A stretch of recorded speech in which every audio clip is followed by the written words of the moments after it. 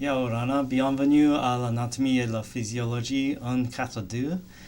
Bon vendredi et Poisson d'avril. Aujourd'hui, nous allons parler du système immunitaire. C'est un système très compliqué, mais très intéressant et très important.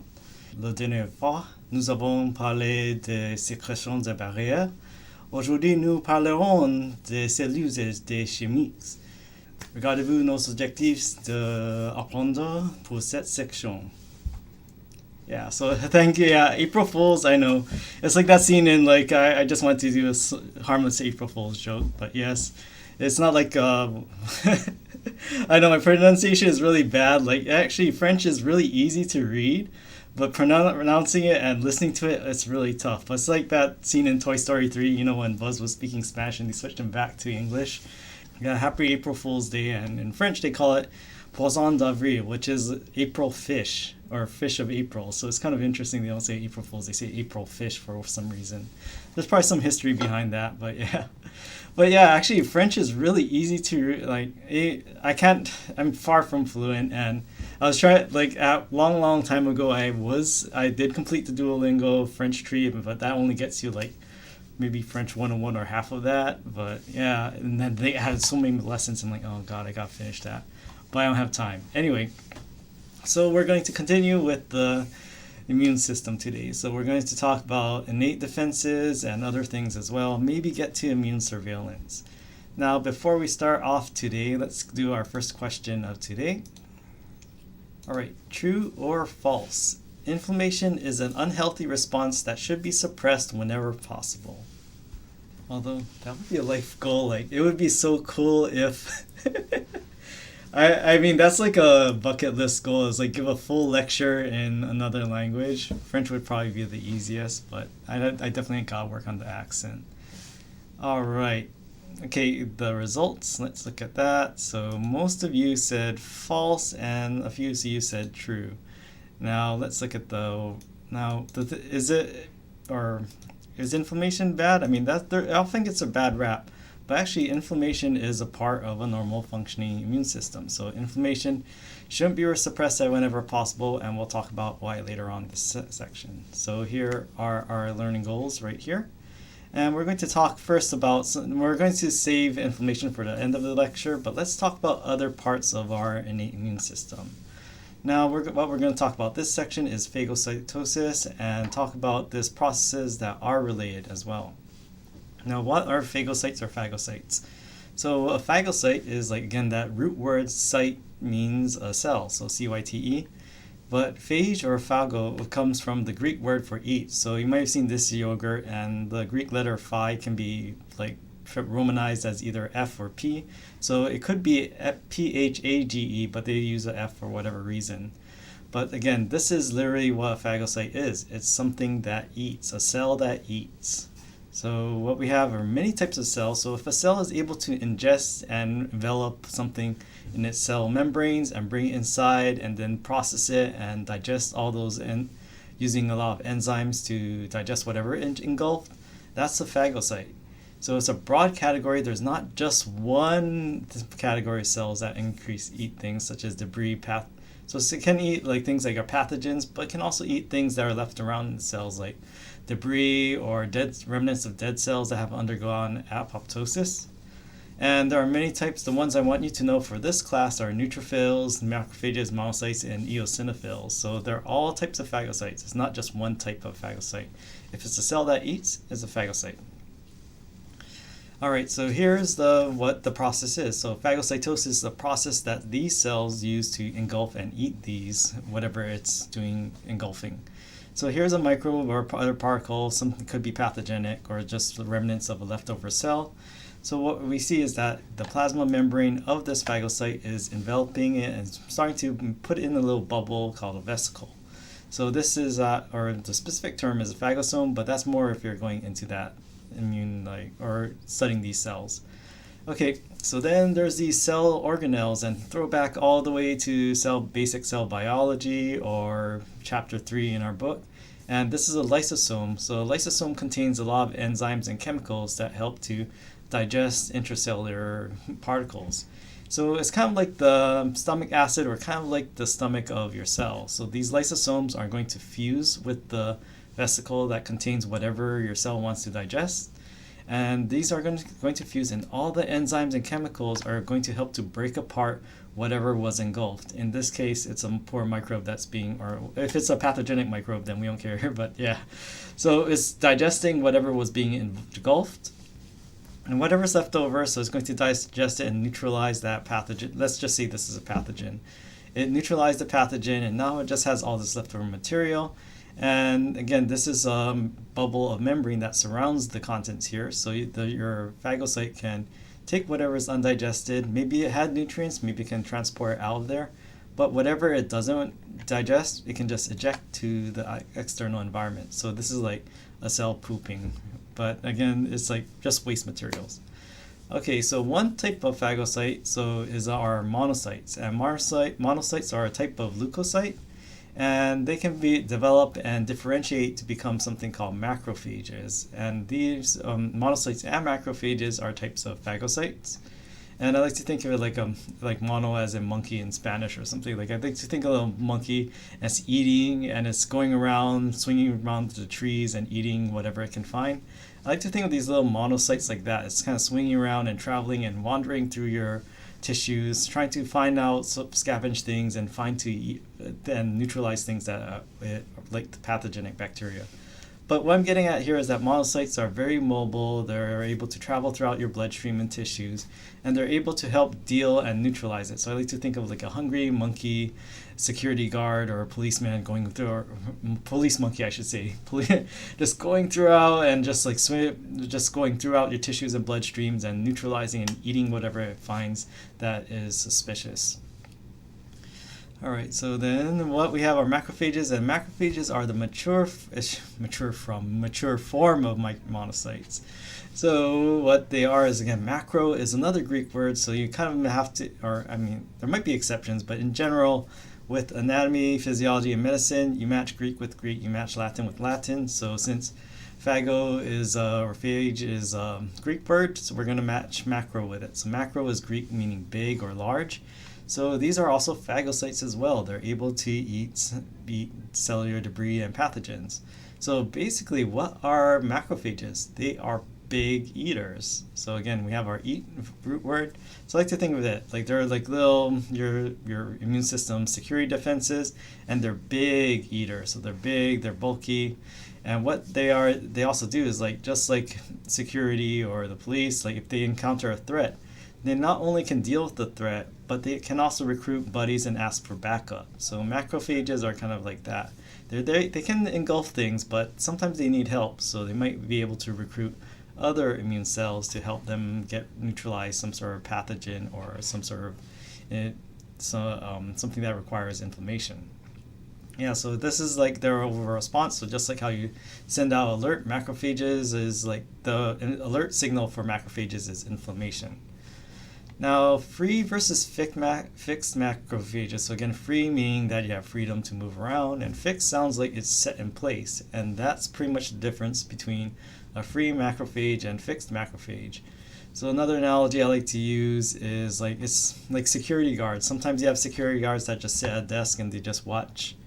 And sometimes you have security guards that are going around or doing patrols, or even like police. Like sometimes you see just a policeman just with or a police person with a radar gun just like trying to get you hit you with a ticket or pull you over. Or sometimes you just see them in the car and they're watching construction or something. Or you might see someone on patrol actually moving about. So if macrophages are like that, some are on patrol, some are just staying in place. But how do they know where to go? Do they just go randomly in your body? Like how do you know where an infection is and where to respond? Well, this is when we have to talk about this other related process related to these cells called chemotaxis. So chemotaxis isn't exclusive to macrophages. It's actually an overall process, and chemo sounds like chem, right? So chemical, and then taxis, think of it like, so it's like, think of a taxis like taxi. You take a taxi to go somewhere, or I mean, now a lot of people use rideshare, including me, but taxis means movement. So you have movement and chemical, but it's not movement of the chemical itself, we're talking about movement toward or away from a chemical. So if a cell is and it's not just exclusive to our cells, but if a cell is attracted or repelled by a chemical, we call it chemotaxis. So it might be called positive or negative, but that's a little beyond the scope of our class. But it just means that some chemical is either attracting or repelling a cell toward it. Now, bacteria and damaged cells, like some of their proteins and chemicals that they release or are found on bacteria and pathogens, these attract immune cells. So they are going to draw these immune cells by kind of like leaving a scent trail, and then the immune cells of your immune system, they're able to kind of pick up on the scent cells or scent these sensory signals or these chemicals that are being released by these pathogens. So they're able to detect these chemotactic chemicals and pick up on the scent of them. So these are like phagocytes. They're able to detect these, and this is how they know where the infection is or where a pathogen is. So I like to think of them like, to build on the security and police part, that they're like the little sniffer dogs. How are sniffer dogs able to detect threats and bombs? Well, they detect chemicals and they're able to sniff them out, and they're attracted toward them. So your immune cells also have especially the phagocytes, they have this ability to kind of like sniff out where a potential pathogen or threat is. Now, the related process called diapedesis is basically the passage. So these immune cells, and I did allude to this earlier when I talked about lymphatics, but your immune cells, they can actually leave, even though like normally they don't. The cells of your blood stay within your blood vessels. Your immune cells and these macrophages and phagocytes, they're actually able to squeeze through between the endothelial cells that line the tunica intima of your capillaries. So what's happening here is that they're rolling about, and then there's adhesion, means like they're going about their business, and then they're like applying the brakes. Like they find something that's very interesting. So kind of like a sniffer dog, where if you ever watch one, I love watching sniffer dogs, and like it's kind of cool, like those dogs that sniff bombs. Like you'll see them go among a bunch of suitcases, and then when they encounter one with a fake bomb in it, they stop. And these immune cells are kind of like that. They stop, they stick. And why? Because they have these attractants and other chemicals that help to snag them as well. And what they do is that, they caught something, so they're going to move into the surrounding tissues where they detected that signal. All right, so that's how these macrophages work with chemotaxis and diapedesis. Here's our next learning goal. So what we're going to talk about is complement, and complement is actually pretty like complex. So it's going to be very general for this class, and we might have to talk about it when we talk about the adaptive immune system, because they work together. But complement is actually, the proteins themselves are actually part of your innate immune system. So what is the complement system? It's basically a bunch of proteins, just like you have your coagulation cascade, it's a lot of proteins, and then complement is also its own cascade of proteins as well. And what they do is that they help with your immune response, and actually they help many of your immune cells. But the interesting thing is that they don't necessarily need cells as well.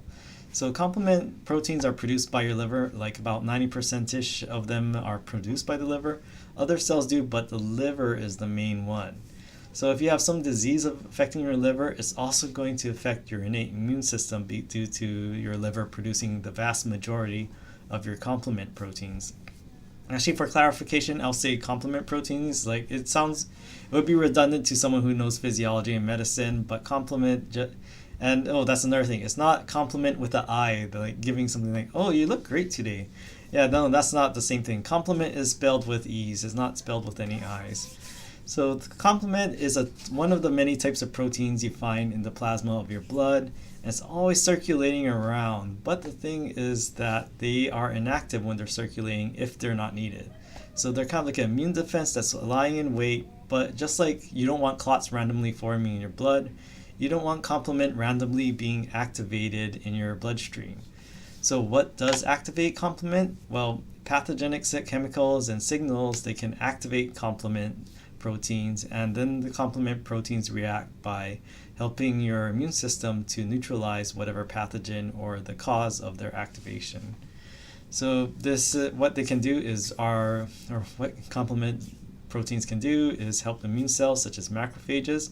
So they're able to kind of like attract macrophages, but the cool thing is that macrophages can actually grab onto complement proteins to help them engulf and digest pathogens.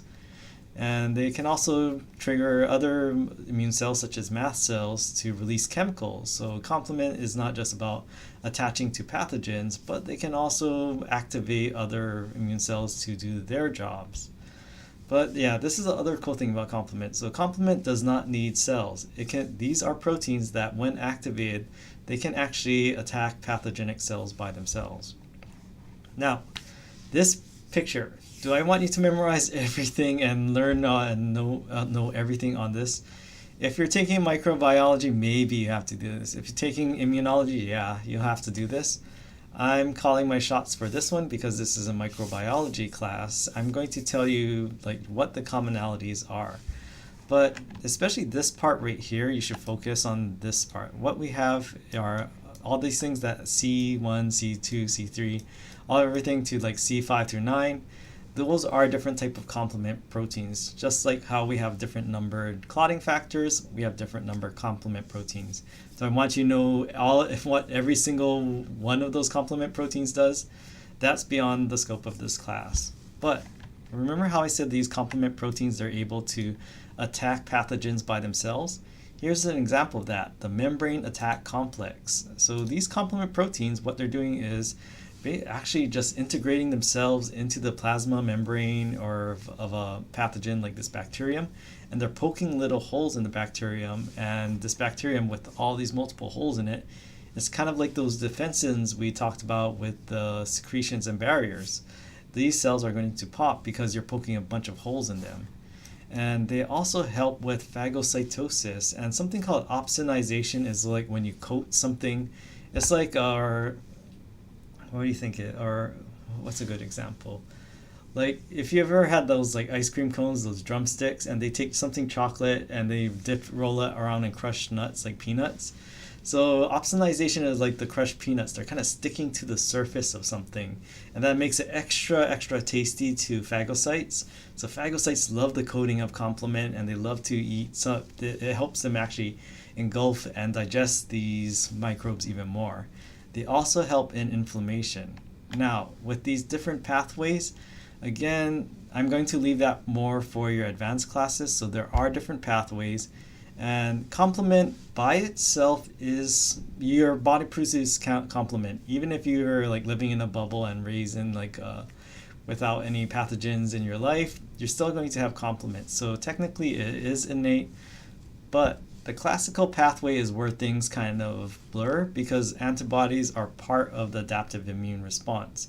So even though we have definitions for adaptive immunity and innate immunity, doesn't mean that they do not work together. This is a great example of how your adaptive immune response works together with your innate immune response. So they work, it's not completely separate and they stay in their own lane. You actually need them, they're more efficient when they work together. Now here's the lectin pathway. Deals with a certain type of chemical we call manolectin. So do I want you to know all this? No, not unless you're taking microbiology, but I won't test you on this in this class.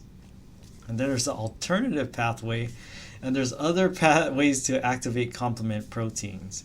Now, do I want you to memorize these pathways? No, I don't want you to do that. But for this one, I want you to appreciate that your adaptive and immune responses, or adaptive and innate immune responses work together.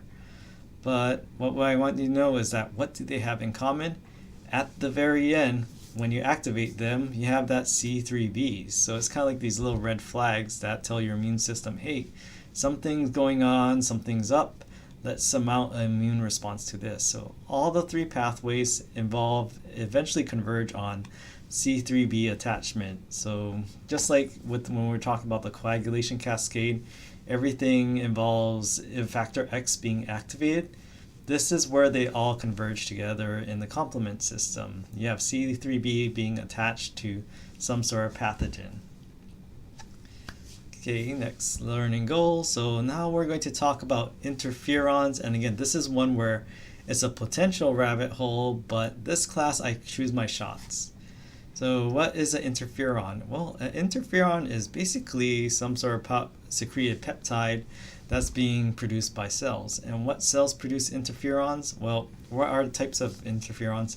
These are the classic type of interferons. Now there's alpha, beta, and gamma, but there are several others that have been discovered. So and actually, like, the information in Martini is a little outdated, so I don't expect you to know them. So what we have here is interferon alpha being produced by cells that have been infected by viruses. And interferon beta is actually more complex than it says here. Interferon beta can be either pro or anti-inflammatory, so it can either increase the amount of inflammation or decrease the amount of inflammation. The best I can describe interferon beta is kind of like a modulator. It doesn't, if it's like too much inflammation or if it's a high level of inflammation, it dials it down. If it's a low level of inflammation, it ramps it up. But that's also kind of inexact. It's more complicated. What I'm getting at is it's more complicated than Martini says. Interferon gamma produced by T cells and NK cells and stimulates macrophages. But in the end, they all affect other immune cells and affect the immune response. That's what these interferons are. They're proteins that are secreted by cells and they mount an immune response. Now, in the time since, I don't expect you to know this either, and this is why they include it in the uploaded slides. We have our alpha, we have our beta, we have our gamma here, but now we have like multiple different types of interferons. We have epsilon, we have omega, we have many different types. Do I want you to know them? No, don't worry about them for this class. Only if you're like maybe going for a PhD program in immunology, you might have to worry about them, but you don't need to worry about that for this class. What do I want you to I want you to know what interferon, that they exist, they're important for your immune system. They're kind of like, I won't say they're hormones. Yeah, there's basically just like proteins that your cells can secrete and communicate. Your immune cells can secrete and communicate with each other to mount an immune response. But one thing I definitely want you to know is that interferons can be secreted in response to viral infections, and their overall effect on the body, especially when in response to viral infections, is that they're going to tell the cells in your body to increase their defense. It's kind of like if there's like a alert that goes PA alert that says like, oh, we have like someone running around in the halls and they're setting fires naked or something like that, or like some sort of like crazy incident happening in the building. Be on alert, lock your doors, increase your defenses, call us if anything happens. So what they're going to do is like interferons are kind of like that. They tell your immune system and the cells of your body to say, hey, we got a virus on the loose, increase your defenses so this virus will stop in track.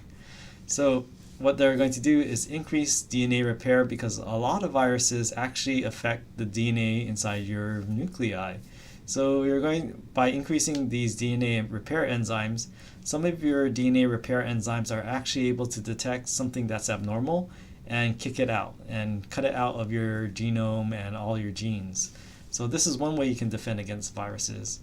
Also, we'll cover this later on. We're going to talk about major histocompatibility complex receptors, but these are receptors or proteins that you can actually take the contents of your cells and present them on the outside surface and say like, okay, we're going to say maybe if a cell is infected with a virus, they can say like, oh, I have this weird protein. Is this like dangerous? And then your immune system can kind of like detect that and say, oh yeah, that's an infected cell. We'll deal with that. It also increases the cell activity of these cells called natural killer cells, and we'll cover that more in detail in slides to come. And also destruction of infected cells. So these natural killer cells, in combination with these receptors here, they help to detect so these NK cells can actually detect these proteins that you find in your cells via these receptors over here. But when they detect a cell that's infected with a virus, they're going to kill that cell with the virus so that virus doesn't continue to replicate inside the cell. Yeah, that's the weird thing about viruses. Like, they actually need cells to replicate. So if you kill the cell, then the virus that needs the cell to replicate, you don't have more production of viruses from that cell that was just killed. Okay, next section here.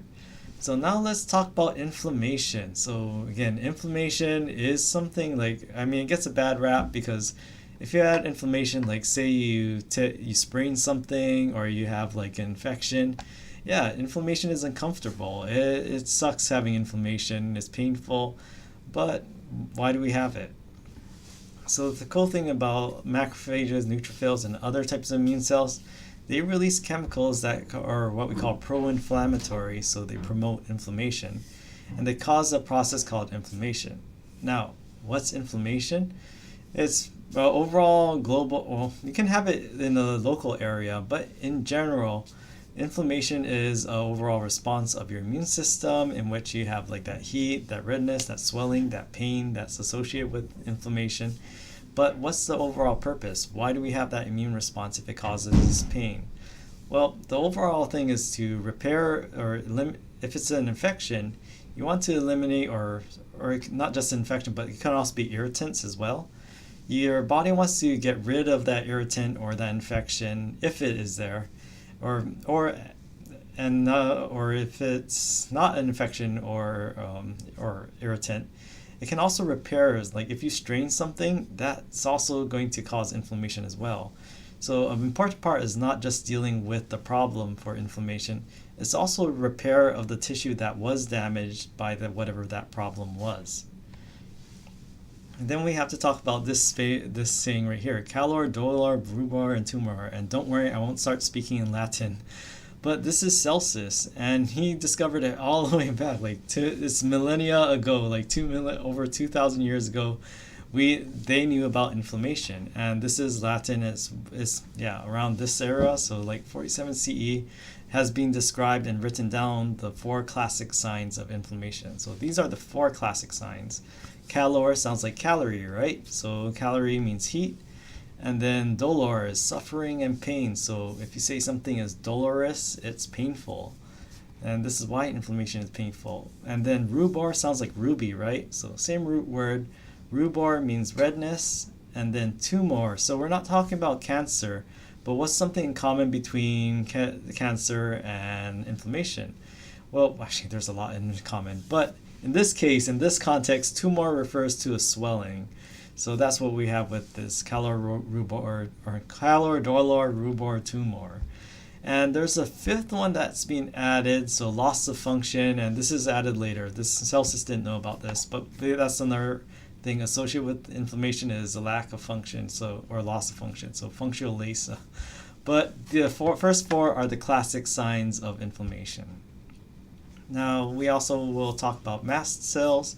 So mast cells have a pretty important, and I don't think we really have time to talk about allergies because that's another rabbit hole with immunology. And again, when I teach about immunology, there's a reason why there's a 400 level class just devoted to immunology. There's multiple, it's way more complex than we'll cover in this class, but we'll keep it simple. So one major chemical released by mast cells are histamines. And histamines are a pretty simple molecule, but what they can do is cause, one major effect of histamines is to cause vasodilation. And remember, vasodilation versus vasoconstriction. Dilation is going to increase the diameter of of blood vessels. So the thing about, what if you have all these endothelial cells and then you start spreading them out further and further? Now you kind of like stretch them out, and if there are any gaps between them, you're going to make those gaps a little wider. So what histamine does through vasodilation is going to increase the permeability and increase the ease that things can travel between the endothelial cells that are lining your blood vessels. So what's the overall effect? Well, your immune cells, and why do we need this? Well, this is why inflammation can help your immune system, because if you have histamine causing vasodilation, now those white blood cells that are traveling and doing diapedesis, they have an easier time squeezing between those endothelial cells if they're stretched out and there's more distance between them.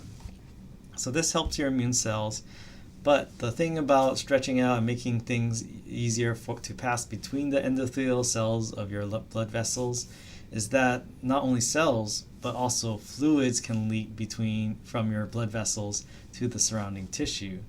So this is why we have redness and swelling, because again, if fluids are leaking, and remember our whole thing with net filtration pressure and capillary hydrostatic pressure, is that overall we have movement of fluid out from the inside of our blood vessels toward the outside, right? So if you have more of that happening, you're going to push more fluids to the surrounding tissue. So that's why we have swelling and redness and heat. So the thing is that why do we have heat? Because our blood also has a lot of water, right? Our plasma is 92% water. Water retains heat. If you move more water into a tissue, and it's going to bring the heat along with it. And that redness as well. So if you have that redness and those blood vessels opening up, you're going to have more red blood cells passing through that area. So that's why it's going to appear more red as well, in addition to that. This is all due to, this is why knowing your vasculature is also very important for understanding inflammation. Yeah, so here's, now do I want you to know all of this? No, but what I want you to appreciate is that when you have histamine being released, this increases blood flow and increases the gaps between these endothelial cells. So here we have our reason for our swelling and our heat and our redness. Yeah, and this, what's the overall purpose of this? To help our immune system by making this local area where we have inflammation more readily or more leakier and wider. We're improving our delivery of immune cells, but also making it easier for them to get out or do diapedesis and get off where they need to be to do their work and help deal with whatever is causing the inflammation. Yeah, so this is another great picture right here. So we have the rolling and then stop, do the brakes, and then go to where you need to be. So that's why diapedesis is pretty important. Okay, yeah, here we have, here we have chemokines. Now, do I want you to know the difference between chemokines, cytokines, and interferons? That's, again, leave that for, I think that's even borderline grad school topic, but just know that your cells, especially your immune cells, they secrete all these proteins that they use to communicate and coordinate with each other. That's the part I think you should appreciate. Okay, next section. So inflammation, when we talk about that calor, that heat, right? So now let's talk more about that heat. Okay, but before that, we get to that, let's go to our next question. So a fever is a part of a healthy immune response. True or false? All right, let's see the responses. So most of you said true, and that is true. So a fever is part of a healthy immune response. Next question. Yeah, so fever and next question. Okay, here is the next question. The average normal body temperature is 98.6 Fahrenheit or 37 degrees Celsius. And people are always like, oh, I don't like the metric system. Do we have to know Celsius? I'll explain why I expect you to know both Fahrenheit and Celsius. Especially if you go like outside of the US, you'll have to know Celsius as well. So especially for our international students, you gotta know that. Attends depuis quand je comprends le français. Wait while I understand the French. Yeah, sorry, my prononciation is très mal. Okay, let's see the responses. So most of you said true. And actually, it's kind of like, depends on who you ask. So, okay, I'll explain. For this class, and taking it forward to your other classes, you can use this. But I'll explain why there's a little wrinkle to that very soon. So let's talk more about the body temperature and fever. Okay, so it is, I mean, depending on who you ask, but I'm just going to tell you like why that number might not be, it might fall pretty soon, or I shouldn't say fall pretty soon, but it's like, it might be, it's under debate. That's how I'll say that. Okay, so fever is also known in medical terms like pyrexia, or just when you say someone's febrile, that you're saying they have a fever. So febrile response is also another term, especially if you're going to nursing, you gotta know that. But what happens is that bacteria and even your own immune cells, they can release chemicals called pyrogens. So pyrogens sounds like pyro as fire, or if you're saying someone's a pyromaniac, they like lighting fires, right? So then pyro is heat and fire. So gen is that also that root word meaning generate. So pyrogens cause your body to increase the heat and produce more heat. So an example of this and pyrogen that's not found produced by your body are the lipopolysaccharides. And do I want you to know cell wall layers for this class? No. I don't need for bacteria. That's for your microbiology class. But some of the compounds that are found in bacterial cell walls but not found in our plasma membrane, well, your body is like, wait, this isn't something that we find in our plasma membranes. Let's mount an immune response. So these lipopolysaccharides we find in some type of gram-negative bacteria. Again, gram-negative is for microbiology, by the way. So these type of compounds we find in bacterial cell walls, they can increase your body's temperature by being a pyrogen and telling your immune system to increase your body's temperature. Now with fever and how we regulate and maintain our normal body temperature, well, things that fever, why do we even have a fever? Well, the thing about having that heat, it's kind of like a little turbocharge or nitro boost to the chemical reactions in our cells. Like you can have or just like cooking. If you cook something, like you can make a nice curry or you can put all the ingredients together, but are you just going to let it sit at room temperature and wait for your ingredients to cook? Yeah, especially if you have anything like a raw meat in there, that's not going to cook.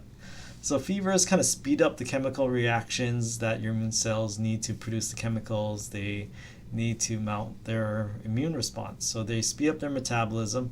It also speeds up other things as well, like it increases your heart rate, your breathing, and many other cells are boosted by the additional heat generated by a fever. Now, the thing about fevers is that they give a boost to your immune cells and some other cells in your body, but they also make it more difficult for bacteria. There are a lot of bacteria that love our normal body temperature, but if you start cranking up the heat, they start sweating I shouldn't say they start sweating, but the bacteria don't like it when you start to push them outside of that normal body temperature. So the more you cook these bacteria, the the harder it is for them to replicate. And why is that? Well, that's also because some of their enzymes, they start unfolding and denaturing, or maybe they function at higher temperatures as well as they do as at your normal body temperatures.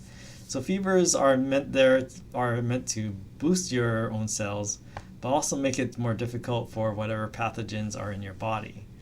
But the thing about fevers is if you've had a fever, it's kind of sucks. It makes you feel unwell. You feel like, oh, I don't want to do anything today, or it can knock you out, especially fevers. Yeah, they're not the best thing to have, but they are part of your normal immune system, and this is why we have fevers. But now let's talk about our vital signs again, our monitor. So we already talked about 3 of the classic vital signs. So we talked about what? We talked about heart rate and pulse. We talked about blood pressure. We talked about respiratory rate. And even though it's not always accepted, oxygen saturation is important. But our 4th vital sign is temperature. So let's talk about temperature. And what is a normal adult body temperature? You probably heard that again, that 37 degrees Celsius or 98.6 degrees Fahrenheit. Now, the thing is that these values, what I'm going to talk about, these may vary between hospitals, institute, or even countries.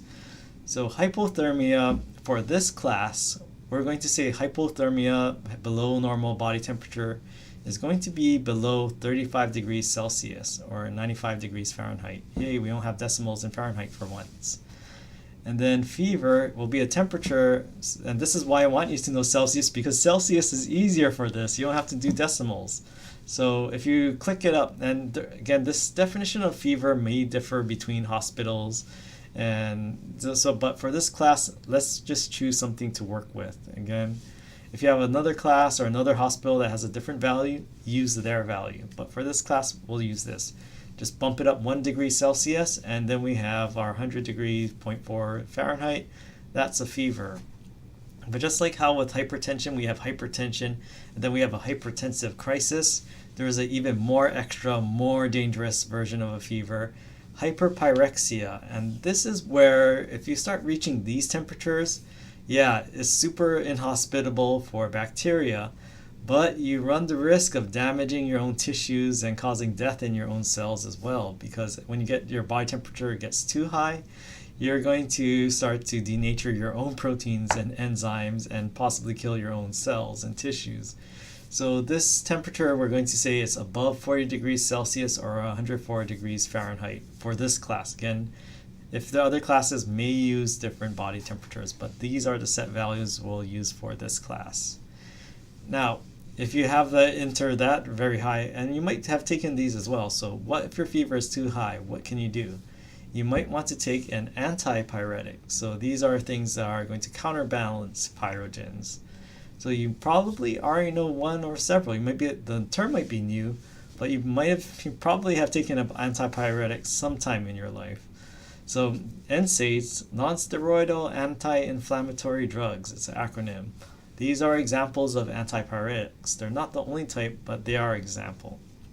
So things like aspirin, ibuprofen, and naproxen, these are all NSAIDs that help to combat lower your fever. So these fall under antipyretic class of drugs.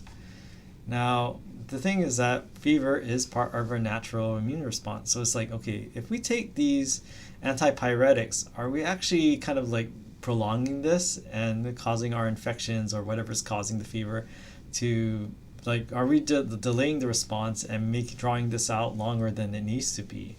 So whether it is good to ride it out, and again, fevers are uncomfortable, but yeah, it's kind of coming under under investigation. Like, is it better just to ride it out, or is it better just to treat the fever? So this is where it's very interesting knowing about understanding your immune system and why fevers are important. But again, if you're to the point where you're delirious due to your fever, maybe you do want to take an antipyretic. But yeah, this is why, like, when I do, or I've been trying my best not to get any infections lately because of what going around. But it's, yeah, when I got fever, I usually try to let it ride because I'm like, okay, this sucks, I'm sweating in bed, but at least I know my immune system is working and I'm trying to stick it to whatever cold virus is happening. And this is another reason why I bring up that question about what's a normal body temperature? What is normal anyway? Is it that 98.6, that 37 degrees Celsius?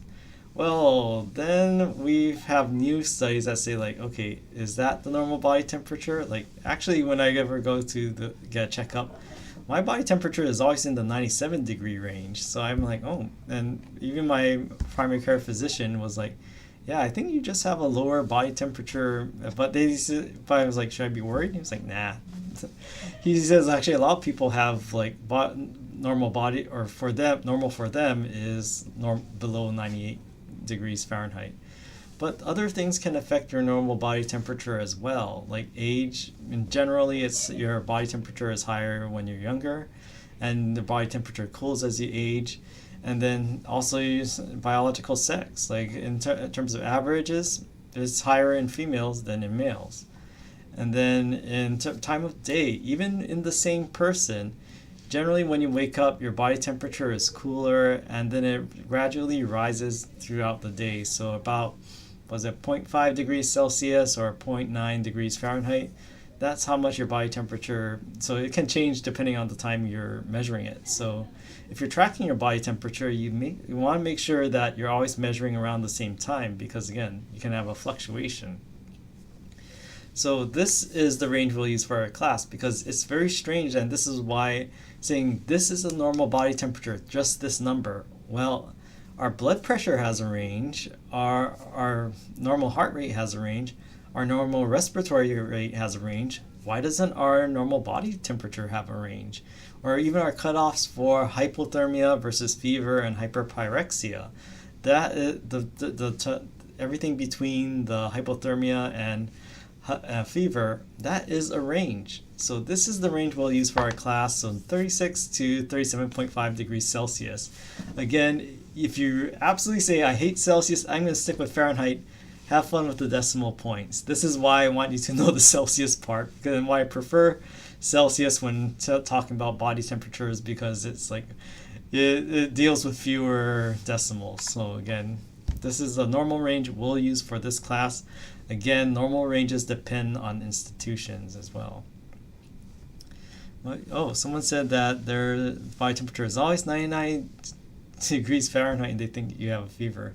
Yeah, so that's another reason why it's good to get an annual checkup, because if you do have a higher basal body temperature, then it's good because if you're always seeing different healthcare professionals, they'll be like, oh, you have a fever, you have a fever, you have a fever. But if you're the same doctor or health professional, they might be like, oh, yeah, it's like, oh, it's 99 again. Oh, that's normal for you. But if you bump up to 101, they might be like, ooh, okay, let's get you checked out. But this is where it's also the 98.6 and that 37 degrees Celsius. It's actually, the guy did I'm blanking on the name, but the person who came up with that number, they actually measured a lot of body temperature readings, but that was back in the late 1800s. What they did is an updated study, so more than 500,000 body temperature measurements. And this is a huge study as well. So over 150,000 people in one study, combining it with other studies that include thousands of people. And what they saw is that the average body temperature is closer to 97.5 degrees. So what we're seeing is a huge degree of human variation. That's why that 98.6, that's going to be in so many textbooks and medical things, and you probably learn it sometime if you're going to health professional school, you're going to learn that number. But in reality, we have a range of normal body temperatures. So that's why I won't tell you should know the 98.6, 37 degrees Celsius, yes. But going on into your professions, you should know that there is a range. Okay, so we're out of time, and yeah, we can't speed through natural killer cells in 1 minute. So we'll leave it at that. I'm going to save cellular, all the things involving immune cells for next week, or actually, so my last week of that book writing thing is next week, so Monday and Wednesday, and you can see on the schedule, we're actually going to skip over the rest of or temporarily table the immune system, because I'm going to save the last immune lecture for next week, Friday. So Monday and Wednesday will be pre-recorded, and we'll cover the digestive system. So I'll have my recordings up on those days, and then we'll jump back to immune system. I think my last digestive, and then we'll pick up with the digestive system as well. So yeah, but it's the last week, so I won't anticipate any more pre-recordings unless I don't want to, yeah. So, and thank you for your shirt. Yeah, I thought I figured if I'm going to play April Fool's joke, I might as well go full out. This is Mr. Peanut's ancestor right there. Yeah. Okay.